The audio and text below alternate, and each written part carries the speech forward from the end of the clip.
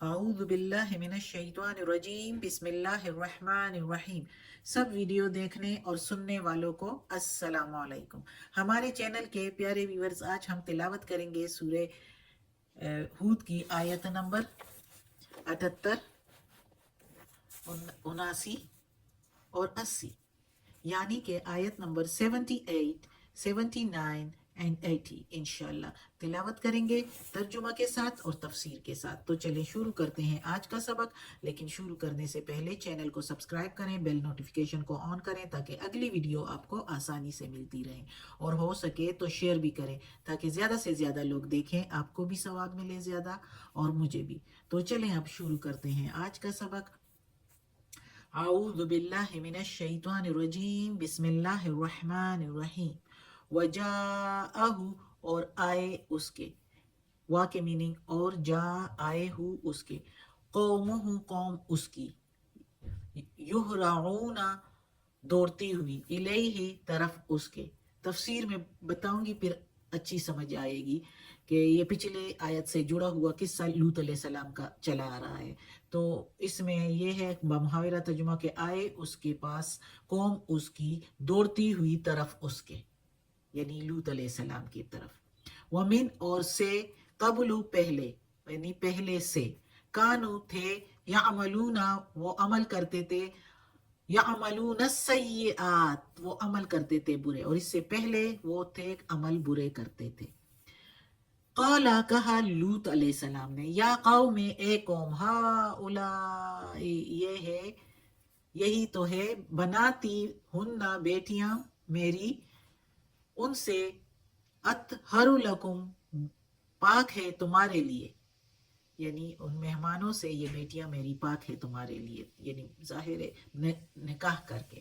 فاتقوا اللہ، پس ڈرو اللہ سے، ولا اور نہیں، تخزون تم رسوا کرو، فی میں ضیفی مہمانوں، یعنی اور نہ تم مجھ کو رسوا کرو میرے مہمانوں میں۔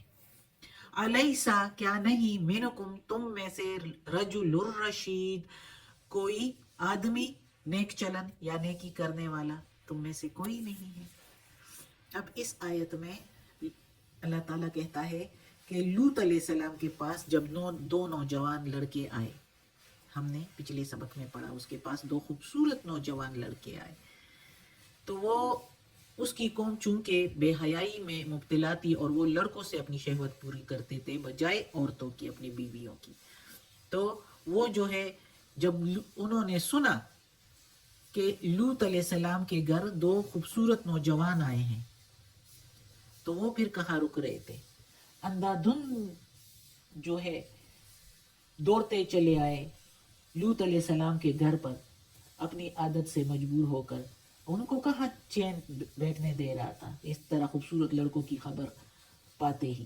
نہایت بے حیائی کے ساتھ لوط علیہ السلام کے گھر پر آئے دوڑتے ہوئے، اور پوری قوت سے یہ مطالبہ کیا کہ مہمانوں کو ہمارے حوالے کر دو، کیونکہ پہلے ہی ہم تمہیں منع کر چکے ہیں کہ تم کسی مرد کو اپنا مہمان نہیں بنا سکتے اور نہ ہی بنایا کرو گے۔ یہاں آنے والے مہمانوں کو ہم پر چھوڑ دو، ہم جو چاہیں ان سے کریں۔ یہ اس طرح کے الفاظ جو ہے یہ لوط علیہ السلام کی قوم نے لوط علیہ السلام سے کی، اور وہ سارے بے حیائی کرنے والے تھے، اور لوط علیہ السلام کو پتہ بھی تھا کہ یہ ایسے ہی لوگ ہیں۔ اس لیے تو پچھلے سبق میں ہم نے پڑھا کہ یہ جو دو نوجوان لوط علیہ السلام کے گھر آئے تو لوط علیہ السلام کا دل بہت اداس اور بہت تنگ ہوا کہ آج بہت سخت دن ہے، ھذا یوم عصیب، آج بہت سخت دن ہے۔ وہ ڈر گیا تھا اور بہت پریشان ہو گیا تھا، اور وہی ہوا کہ لوگوں کو خبر ہوئی اور لوگ دوڑے ہوئے آئے۔ تو لوط علیہ السلام نے اس پریشانی میں اور ان کو کچھ غیرت دلانے کے لیے ان سے کہا کہ اے قوم، یہ میری بیٹیاں ان سے بہتر ہے تمہارے لیے، ان سے نکاح کر لو، پاکی کے ساتھ اپنی خواہش پوری کرو اور اللہ سے ڈرو، اور مجھے میرے مہمانوں کے سامنے رسوا مت کرو۔ ظاہر مہمان جس کے گھر آ جاتے ہیں تو انہی کی پھر وہ ذمہ داری ہوتی ہے۔ تو لوط علیہ السلام چونکہ اللہ کے پیغمبر تھے، اس کو تو پھر عام لوگوں سے زیادہ اپنے مہمانوں کا خیال تھا، تو وہ اب کہہ رہے تھے کہ میرے مہمانوں کی یہ بے حرمتی بے عزتی نہ کریں. تو وہ پریشان ہو گئے بہت زیادہ اور ان سے کہنے لگے کہ ان میری بیٹیوں سے ہی نکاح کر لو اور ان کو اپنی اس میں لے لو، اپنی خواہش پوری کر لو ان سے، یہ تمہارے لیے زیادہ پاکی ہے.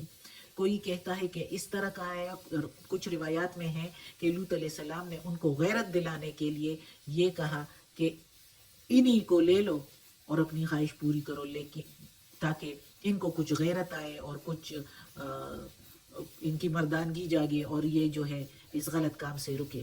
لیکن وہ کہاں ایسے، آگے ہم ابھی پڑھیں گے نا. تو یہ کہتے ہیں اس لیے لوط علیہ السلام نے یہ کہا.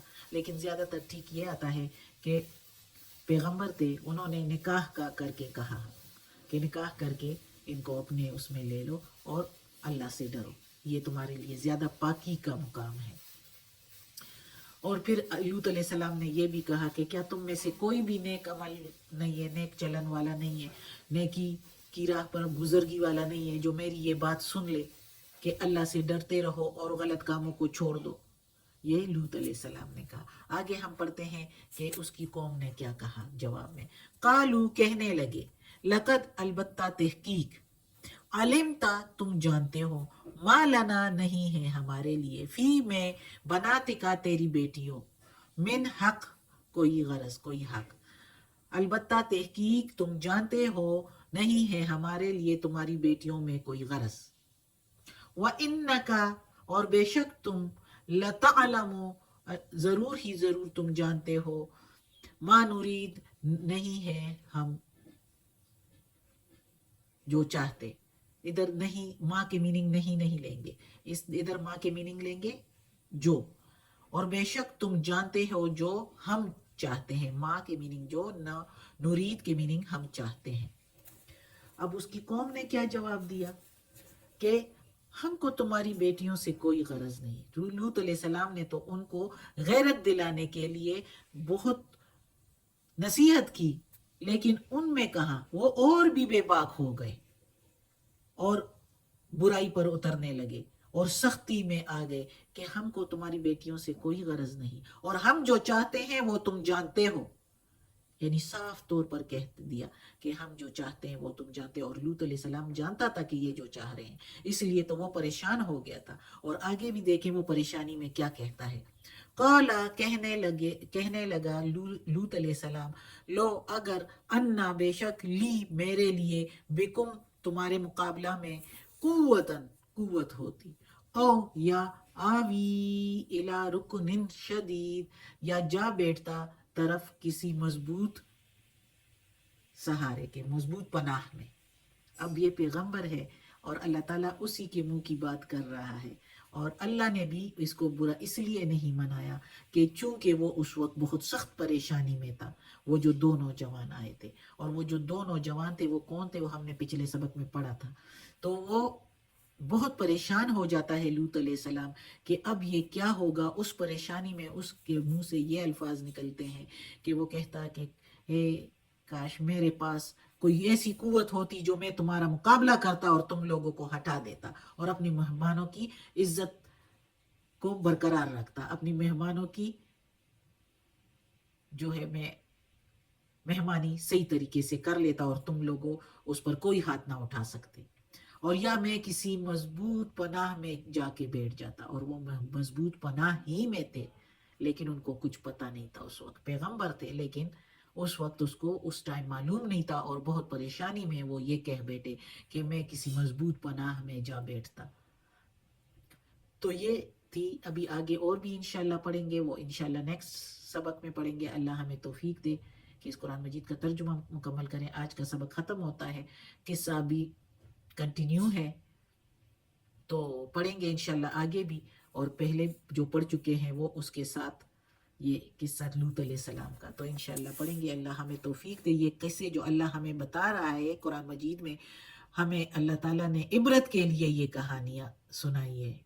لکھیے اپنے کلام میں بھیجیے ہماری طرف کہ ہم اس سے عبرت لیں اور ہم اس طرح کے کام نہ کریں جس طرح یہ پچھلی قوموں نے کیے. یہ پچھلی قوموں کی کہانیاں ہمیں مزے سے سننے کے لیے نہیں ہے کہ ہم مزے لے لے کر اس کو سنیں. یہ ہمیں ہے کہ ہم اس کو سن لیں اور ہم عبرت لیں, ہم سبق حاصل کر لیں اور ہم اس طرح کی حرکتیں نہ کریں جو انہوں نے کی تھی. اللہ ہمیں توفیق دے اس قرآن مجید کا ترجمہ مکمل کرنے کی اور اس پر عمل کرنے کی توفیق دے. آمین. یا اللہ یا پروردگار یا رب العالمین یا مالک یوم الدین یا علی کل شیء قدیر. یا اللہ یہ تیرے کلام قرآن مجید کی تلاوت کی ہے, ترجمہ اور تفسیر کے ساتھ اس میں کوئی غلطی ہوئی ہو تو یا اللہ معاف کر دینا, تو معاف کرنے والا مہربان ہے. یا اللہ ہمیں عافیت والے معاملات دیں, ہماری بیماریاں, تکالیف, پریشانیاں اور برائیاں ہم سے دور کر دیں اور ہمیں اپنے نیک اور صالح لوگوں میں شامل کر دیں. آمین ثم آمین.